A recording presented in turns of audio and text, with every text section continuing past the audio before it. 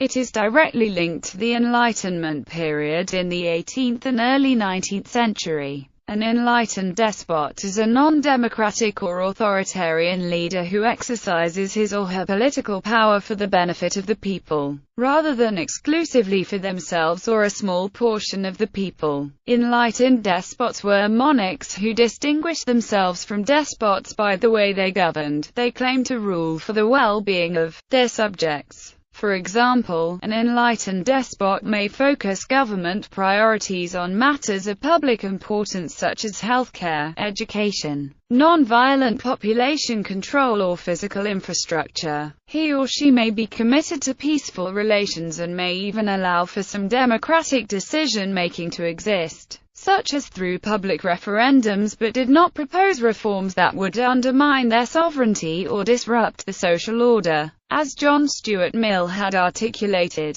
despotism is a legitimate mode of government in dealing with barbarians, provided the end be their improvement. Although their reigns were based upon Enlightenment principles, their beliefs about royal power were similar to those of regular despots. Enlightened despots believed that they were destined to be ruler the moment they were born. Enlightened rulers may have played a part in the abolition of serfdom in Europe.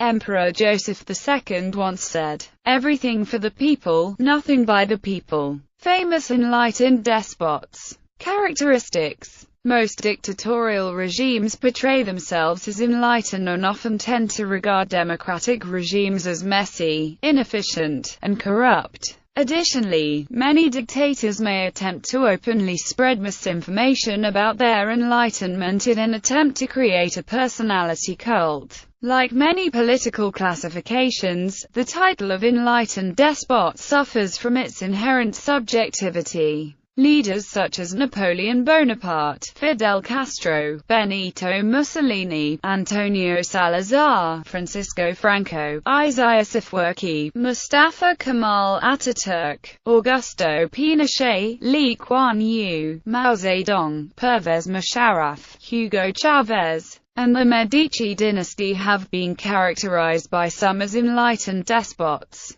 In all of these cases it depends largely on one's point of view as to just how enlightened or dictatorial they were, or, in many cases, dictators who serve in office for a very lengthy period are more likely to be regarded as enlightened because they will often be forced to pay some attention to the public interest in order to remain in power and, more importantly, to be regarded as legitimate. Dictators who hold office for a brief period of time or are simply members of a rotating dictatorial elite may have less charismatic authority and prove to be forgettable and are therefore often easier to demonize. In the Spanish language, the word dictablanda is sometimes used for a dictatorship that preserves some of the liberties and mechanisms of democracy.